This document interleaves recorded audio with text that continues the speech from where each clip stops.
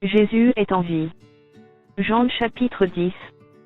En vérité, je vous le dis, celui qui n'entre pas par la porte dans la bergerie, mais qui monte par ailleurs, est un voleur et un brigand. Mais celui qui entre par la porte est le berger des brebis. Le portier lui ouvre, et les brebis entendent sa voix, et il appelle par leur nom les brebis qui lui appartiennent, et il les conduit dehors. Lorsqu'il a fait sortir toutes ses propres brebis, il marche devant elles, et les brebis le suivent parce qu'elles connaissent sa voix. Elles ne suivront point un étranger, mais elles fuiront loin de lui parce qu'elles ne connaissent pas la voix des étrangers. Jésus leur dit cette parabole, mais ils ne comprirent pas de quoi il leur parlait.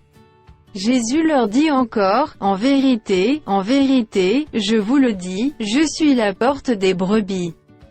Tous ceux qui sont venus avant moi sont des voleurs et des brigands, mais les brebis ne les ont point écoutés. Je suis la porte. Si quelqu'un entre par moi, il sera sauvé, il entrera et il sortira, et il trouvera des pâturages. Le voleur ne vient que pour dérober, égorger et détruire. Moi, je suis venu afin que les brebis aient la vie, et qu'elles soient dans l'abondance. Je suis le bon berger. Le bon berger donne sa vie pour ses brebis. Mais le mercenaire, qui n'est pas le berger, et à qui n'appartiennent pas les brebis, voit venir le loup, abandonne les brebis, et prend la fuite, et le loup les ravit et les disperse. Le mercenaire s'enfuit parce qu'il est mercenaire et qu'il ne se met point en peine des brebis. Je suis le bon berger. Je connais mes brebis, et elles me connaissent. Comme le Père me connaît et comme je connais le Père, et je donne ma vie pour mes brebis. J'ai encore d'autres brebis, qui ne sont pas de cette bergerie, celles-là, il faut que je les amène, elles entendront ma voix, et il y aura un seul troupeau, un seul berger. Le Père m'aime parce que je donne ma vie, afin de la reprendre. Personne ne me l'ôte, mais je la donne de moi-même, j'ai le pouvoir de la donner, et j'ai le pouvoir de la reprendre, tel est l'ordre que j'ai reçu de mon Père. Il y eut de nouveau, à cause de ces paroles, division parmi les Juifs. Plusieurs d'entre eux disaient, « Il a un démon, il est fou, pourquoi l'écoutez-vous » D'autres disaient, « Ce ne seront pas les paroles d'un démoniaque, un démon peut-il ouvrir les yeux des aveugles ?» On célébrait à Jérusalem la fête de la dédicace. C'était l'hiver. Et Jésus se promenait dans le temple, sous le portique de Salomon. Les Juifs l'entourèrent, et lui dirent, « Jusqu'à quand tiendras-tu notre esprit en suspens? Si tu es le Christ, dis-le nous franchement. » Jésus leur répondit, « Je vous l'ai dit, et vous ne croyez pas. Les œuvres que je fais au nom de mon Père rendent témoignage de moi. Mais vous ne croyez pas parce que vous n'êtes pas de mes brebis. Mes brebis entendent ma voix, je les connais, et elles me suivent.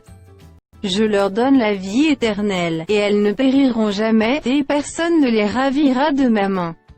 Mon Père qui me les a donnés est plus grand que tous, et personne ne peut les ravir de la main de mon Père. Moi et le Père nous sommes un. » Alors les Juifs prirent de nouveau des pierres pour le lapider. Jésus leur dit, « Je vous ai fait voir plusieurs bonnes œuvres venant de mon Père, pour laquelle me lapidez-vous » Les Juifs lui répondirent, « Ce n'est point pour une bonne œuvre que nous te lapidons, mais pour un blasphème, et parce que toi qui es un homme, tu te fais Dieu. » Jésus leur répondit, « N'est-il pas écrit dans votre loi, j'ai dit, vous êtes des dieux ?» Si elle a appelé Dieu ceux à qui la parole de Dieu a été adressée, et si l'écriture ne peut être anéantie. Celui que le Père a sanctifié et envoyé dans le monde, vous lui dites tu blasphèmes. Et cela parce que je suis le Fils de Dieu. Si je ne fais pas les œuvres de mon Père, ne me croyez pas. Mais si je les fais, quand même vous ne me croyez point, croyez à ces œuvres, afin que vous sachiez et reconnaissiez que le Père est en moi et que je suis dans le Père. » Là-dessus, ils cherchèrent encore à le saisir. Mais il s'échappa de leurs mains. Jésus s'en alla de nouveau au-delà du Jourdain, dans le lieu où Jean avait d'abord baptisé.